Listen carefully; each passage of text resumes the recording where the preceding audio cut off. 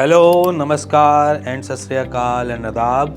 आज की वीडियो एक ऐसी है जिस पे वेरिकोसील के साथ रिलेटेड टेस्टिकुलर को लेकर हमारी अलग अलग थ्योरीज होती हैं। जैसे कि मान के चलो हमारे पास जैसे पेशेंट आते हैं नॉर्मल क्लिनिकल प्रैक्टिस में, कहते हैं सर हमारा टेस्टिस का साइज़ छोटा होता जा रहा है, हमको इतनी लंबी लंबी हैंगिंग मिल जाती है और इसके साथ साथ यहाँ पर दर्द भी होता है। तो ये बहुत सारे ना वेरिकोसील के साथ जुड़ी हुई कुछ एक प्रॉब्लम्स हैं जहाँ पर हम नोटिस करते हैं कि हमारे टेस्टिस का साइज़ छोटा होता दिख रहा है, या हमें ऐसा भी लगता है लेफ्ट साइड का टेस्टिस का साइज़ बढ़ गया है और राइट साइड का छोटा हो गया है, या फिर किसी को ऐसा भी लगता है कि उनके टेस्टिस का साइज़ बढ़ता जा रहा है। तो ये जितनी भी कॉम्प्लिकेशंस हैं ये ऑन द ग्राउंड अगर देखी जाए, या मैं जैसे मैं बोलूँ कि जब पर्सन टू पर्सन देखी जाए तो बहुत अलग अलग वेरिएबिलिटी दिखती है। तो इसके पीछे रीजंस अलग अलग होते हैं। जैसे कि मान लीजिए अगर मैं अपने नॉर्मल रोज़ के रूटीन में टेस्टिस का साइज़ देख रहा हूँ, एज एन मिरर पे जाता हूँ देखता हूँ, तो मेरे को आज थोड़ा सा डिफरेंट दिखेगा, कल मेरे को थोड़ा सा डिफरेंट दिखेगा, परसों मेरे को थोड़ा सा डिफरेंट दिखेगा। तो एग्जैक्टली जो साइज़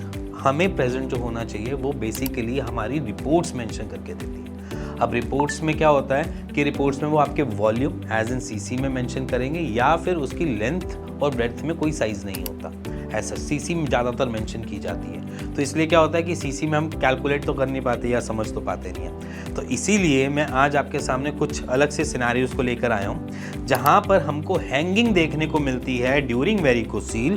तो हमारा जो राइट साइड का टेस्टिस है वो हमें मोस्ट ऑफ द केसेस में छोटा दिखाई देता है, क्योंकि लेफ्ट साइड का टेस्टिस हमारा ज़्यादा हैंग हो रहा होता है, जिसकी वजह से हमको वो बड़ा और राइट साइड का टेस्टिस थोड़ा छोटा दिखाई देने को मिलता है। और जब ये देखने को मिलता है तो हमें लगता है कि हमारे टेस्टिस का साइज छोटा होता जा रहा है ना। सिमिलरली अगर मैं बात करी जाए कि यहाँ पर अगर पैनिक वाली सिचुएशन है तो बिल्कुल मत समझो कि यहाँ पर पैनिक करने की ज़रूरत है, क्योंकि एग्जैक्टली देखा जाए तो हमारा जो राइट टेस्टिस है वो हमेशा ऊपर की तरफ मिलेगा और लेफ्ट टेस्टिस हमारा नीचे की तरफ मिलेगा। और जब हमारा लेफ्ट टेस्टिस नीचे की तरफ मिलेगा तो हमें थोड़ा सा बिगर दिखेगा एज़ कम्पेयर टू राइट से। तो ये वाली जो ट्रबल है उसको आप भूल जाओ, और ऐसा अगर आपको दिख रहा है तो इसके बारे में सोचना बंद कर दो।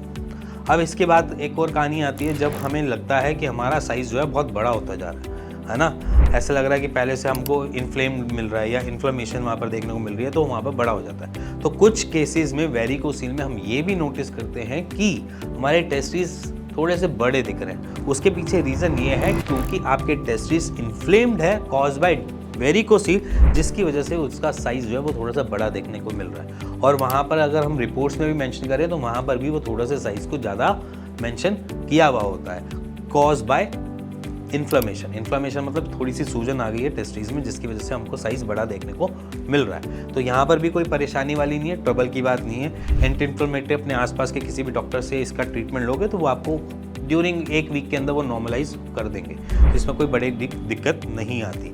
अब इसके बाद एक और केस आता है जहाँ पर वो कहता है कि मेरे टेस्टिस मटर के दाने की तरह छोटे छोटे होते जा रहे हैं। हाँ, ये वाला जो केस है ये पैनिक सिचुएशन क्रिएट करता है। जब पेशेंट को लगे कि उसका टेस्टिस का साइज धीरे धीरे बहुत छोटा होता जा रहा है तो यहाँ पर एट्रोफी आ जाती है, जहाँ पर टेस्टिस को अपना ढंग से खाना पीना नहीं मिल रहा और उसकी वजह से अपने न्यूट्रिशन ना मिलने की वजह से अपने साइज़ को धीरे धीरे छोटा करना चालू कर देता है, और उसी को हम एट्रोफी बोलते हैं। और ये वेरिकोसील के पेशेंट्स में देखने को मिलता है, बट रेयर देखने को मिलता है। ऐसा नहीं है कि सभी पेशेंट को में देखने को मिलेगा कि वेरिकोसील हुआ है तो एट्रोफी होगी, ऐसा ज़रूरी नहीं है, कंपलसरी नहीं है। अगर आपको एज यूजुअली थोड़ा सा छोटा साइज़ देखने को मिल रहा है तो अपने आसपास के डॉक्टर से ज़रूर मिलिए और बात कीजिए। और सबसे बेस्ट पार्ट मैं आपको इस वीडियो में एक और चीज़ बताना चाहूँगा कि अगर आपकी रिपोर्ट्स सही चल रही हैं, स्टेबल चल रही हैं, सारी चीज़ें परफेक्टली चल रही हैं, तो घबराने की ज़रूरत नहीं है। अगर आपके टेस्टिस का साइज़ उसमें धीरे धीरे करके छोटा दिखाई देने को मिल रहा है तो वहाँ पर थोड़ी सी दिक्कत आ सकती है।